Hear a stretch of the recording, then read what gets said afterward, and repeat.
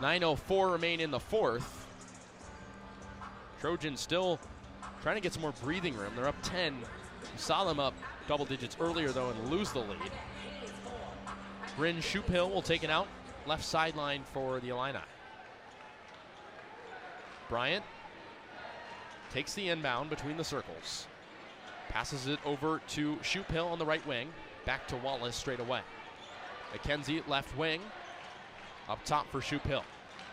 Bryant takes it, but it's stolen away by Heckel on the right wing. She's going to go the distance. Layup right hand. You bet, Kaylee Heckel. Trojan lead is 12. Turning defense into offense. 59-47, 8.5 remaining in the fourth. Bryant between the circles, trying to stop the bleeding. Over to McKenzie on the right wing, defended by Juju.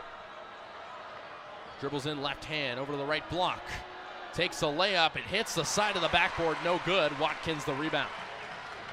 Here she comes, all the way. Takes a layup from the left block, but it rims out. Illinois ball. Bryant takes it up the right wing. She's still the second leading scorer for Illinois with 13 points. Defended by Heckel. Each team with 3 players in double figures. Over to the right wing for Bostic. Dribbles left side inside the key. Drops it, picks it up. Shoophill takes it in the left corner. Over to Bryant on the left wing. 3-point attempt, clanks off. USC ball. 7:40 remaining in the fourth. Trojans with a 12-point lead. Watkins on the left wing. Finds Kiki Iriafen in the left short corner. Dribbles in on the left block. Takes a layup and is fouled. Shot no good. So Iriafen has had some good free throw opportunities this game. Bostic whistled with the foul. That's her second. Juju Watkins hits the bench. Probably won't be there for a while. Smith comes back in. Kiki Iriafen at the line. She has 16 points as she hits the first one now with 17. She's 5 of 7 from the line. Also a really good free throw shooter. Has identical numbers to Watkins, around 82%. She hits both. The Trojan lead is 14, 61-47. 7.5 remain here in the fourth quarter. Trojans still pressing as Shoophill takes it up and passes to Wallace, who dribbles up the rest of the way. Finds Bryant in the right corner. Steps back and goes over to the right wing. She's double teamed. Pass over to Wallace on the right wing. Defended by Iriafen. Dribbles left hand on the left block, and she's blocked. Kiki Iriafen sends it away, says no. It'll stay with Illinois. They'll have it under their own basket with 9 ticks on the shot clock. It's been a Trojan block party here today. 8 blocks for USC, 1 more than their season average, which happens to be the most in the country. Quick pass out to Bryant on the left corner. She takes the 3, bingo. So lead is cut to 11. Trojan ball now. Quick pass to Iriafen on the right block from Heckel, and she lays it up and in. 63-50, a quick response from Kiki. 6:50 remain here in the fourth. 63-50 USC. Bryant takes it up. Heckel defends closely as she's done all night. Over to McKenzie on the right wing. Dribbles in down the right lane, has a look, layup up and good. 63-52. A little back and forth here, last couple possessions. 6:30 remain. Heckel dribbles up straight away, 3-point shot. You can put it in. Kaylee Heckel from distance, giving the Trojans a 14-point lead. Kaylee with 5, that was her first 3 of the night. Bryant takes it up. 6:10 remain. Over to Wallace on the right wing, up top for Bostic. Over to her left, that's Bryant. Bostic the screen. Bryant dribbles in, but dribbles back out on the left wing. Shot clock down to 3, takes a 3 out of desperation, clanks off too strong. Heckel the rebound, but it was tussled with.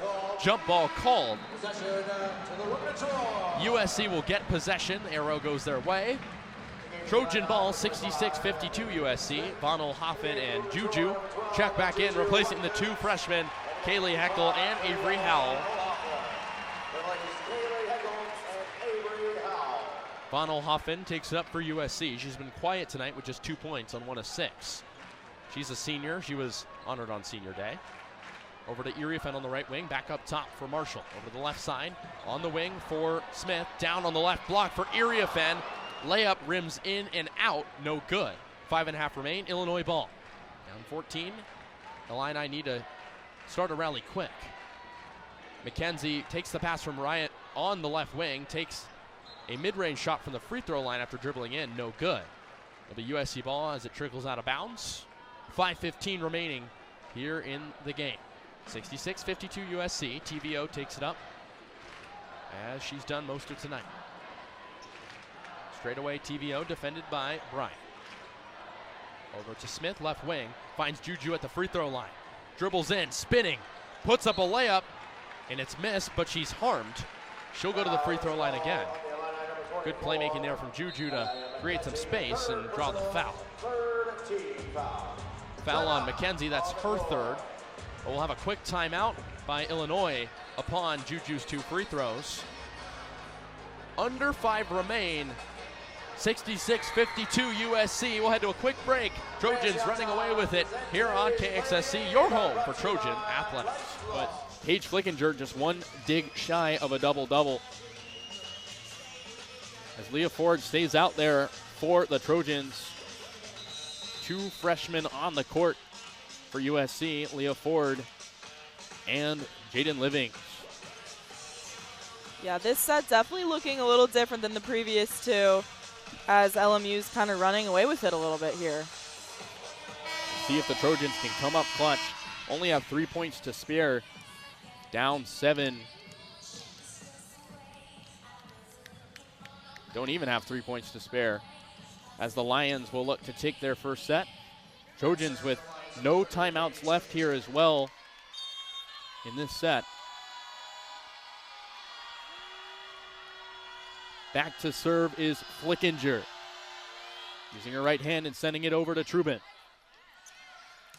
And a big swing there from Batenhorst. And a good kill from Jaden Livings off the deflection. Yeah, plays like that are going to give the Trojans some much-needed confidence here to see if they can kind of, get back on a winning streak. And for a freshman, Livings possesses so much raw power. Absolutely. Able to send that one home and give the Trojans back the serving privileges. It'll be Verbeest on that right side. Shu sends one, but a good dig from Verbeest to Aninga. Gosnell sends it home. And a good kill there from Myers. The leader in kills on this team gets a big one as the Lions sit 2 points away from the set victory. Would be their first of the night. Hastings, the libero, to serve for the Lions. Out of Frisco, Texas. Actually a former USC Trojan, but has spent the better half of her career at LMU as she gains the service ace. And we're at set point here. LMU just 1 point away from taking this set. Looking a lot different than the previous 2. I mean, LMU is on fire here. Here's Hastings again against her former team. Batenhorst to Tuaninga. Batenhorst sends it over. Hastings picks it up. Myers. And dug up by Trubin. And blocked at the net. Ford hits it over, and that's a kill for Leah Ford. Her first of the night for the redshirt freshman out of Keller, Texas. Had 4 kills against Ohio. Gets on the board again and has had a kill in every match she's appeared in this season. As Gala Trubin look to keep the Trojans alive a little bit further. Down 7 and at set point. That one flicked over to Trubin. Ali Batenhorst again. And that one deflected, and that's going to be another point for USC. And as you can see, Batenhorst was on her road to hitting that one out, but they, saved that one for USC. Trojans finding some life down the stretch here. Have their backs up against the wall in this set. LMU applying a lot of pressure in all sets as Trubin hits it over. Shu, and a good dig there from Trubin, but the Lions prevail, taking the third set and their first set victory of the night. It's going to be 2-1 in sets when we come back, still in favor of the Trojans. But we'll head to a quick break as the Lions are on the board in sets. We'll be right back. Here from Galen. The Los Angeles Dodgers may have hoisted their 8th World Series trophy back in October, but now in the offseason, they're not done adding to their championship-level roster. I'm outside of Dodger Stadium, where earlier today, the team officially introduced the newest member of the Dodgers, left-handed pitcher Blake Snell. The two-time Cy Young winner inked an $182 million contract with the team, with $66 million in deferred payments over the next 5 years. Those deferred payments will allow the team to have more legroom in signing big-time free agents down the line. Snell pitched to a 3.12 ERA and a 5-3 record in 2024 with the San Francisco Giants, but after 1 year with the team, he'll head south to try to earn his first World Series ring. Snell said he's not only excited to play in Los Angeles, but also play with some of the best players in the world, and he'll join a stacked rotation headlined by Shohei Ohtani and Tyler Glasnow. But back to you guys in the studio. For Annenberg Media, I'm Kasey Kazliner. It's a big evening here at PayPal Park in San Jose as the San Jose Earthquakes and Real Salt Lake are both set to kick off their 2025 MLS campaigns. A big year for the league now in its 30th season, and importantly, a big year for the San Jose Earthquakes. Of course, finished last in the MLS standings in 2024, bring in a brand new head coach in Bruce Arena, a proven winner to right the ship, and of course, bring in a brand new attacking front with Chicho Arango and Joseph Martinez. Martinez, a former MLS MVP, and Arango tonight playing against his former team, RSL. So a big night. I'll have updates all evening. For Quakes Epicenter, I'm Kasey Kazliner. The Bruins boast a top core of physical rebounders, a cerebral defense, and surefire WNBA talent. Let's dive into USC's undefeated rival on this edition of Meet the Opponent. Now, I've got my eyes on junior guard Gabriela Jaquez, who arguably had her best performance of the season a week ago against Ohio State. While not a consistent three-point threat, Jaquez is an intelligent cutter and is shooting close to 60% on the season with a near-automatic free throw stroke. She connected for 17 points against the number 8 Buckeyes to complement Lauren Betts and keep the Bruins undefeated. Thanks, Scott. USC men's basketball is back home and in for some electrifying Big Ten action this week. Let's take a closer look on Big Ten Breakdown. Last night, the men of Troy bested one of their weaker conference opponents, Penn State. Chibuzo Abo made a career-high 7 threes for USC, and the team as a whole played lights out, shooting 67% from the field. The team was in much need of a victory after an unsuccessful road trip against Northwestern and Purdue. Desmond Claude returned to the lineup for 16 points and 8 assists.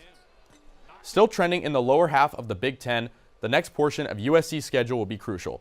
USC's lone ranked opponent remaining is Maryland, but they will have other tough bouts against UCLA and Ohio State.